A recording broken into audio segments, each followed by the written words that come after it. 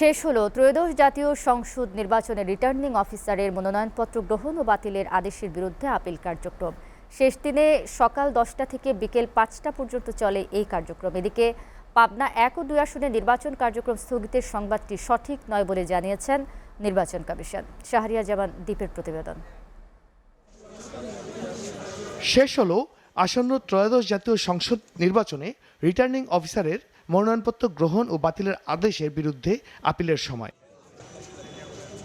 শেষ দিনে সকাল থেকে বিকেল পর্যন্ত দেশের বিভিন্ন প্রান্ত থেকে আপিল করতে নির্বাচন কমিশনে এসেছেন আবেদনকারীরা। চতুর্থ দিনে 10টি বুথে সকাল 10টা থেকে বিকেল 5টা পর্যন্ত চলে এই কার্যক্রম।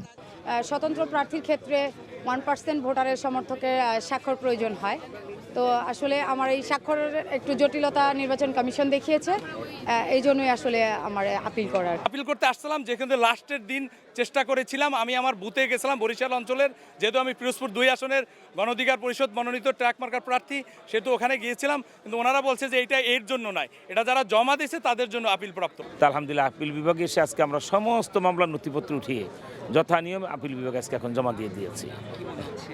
এর আগে মনোনয়নপত্র গ্রহণ ও বাতিলের আদেশের বিরুদ্ধে গেল 4 দিনে নির্বাচন কমিশনে 469টি আপিল করা হয়েছে। চতুর্থ দিনে 174টি আবেদন এসেছে। এর মধ্যে মনোনয়নপত্র বাতিলের আদেশের বিরুদ্ধে 164টি এবং মনোনয়নপত্র গ্রহণের বিরুদ্ধে 10টি আপিল।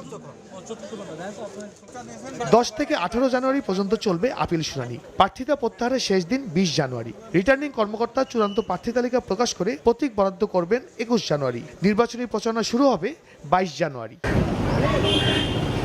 এদিকে পাবনা 1 ও 2 আসনের নির্বাচন স্থগিত রাখার সিদ্ধান্ত নিয়েছে নির্বাচন কমিশন।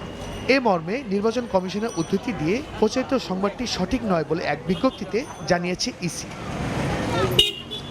পাবনা 1 ও 2 আসনের নির্বাচন আপাতত স্থগিতের সংবাদটি সরিয়ে নেওয়ার অনুরোধ জানিয়েছে ইসি।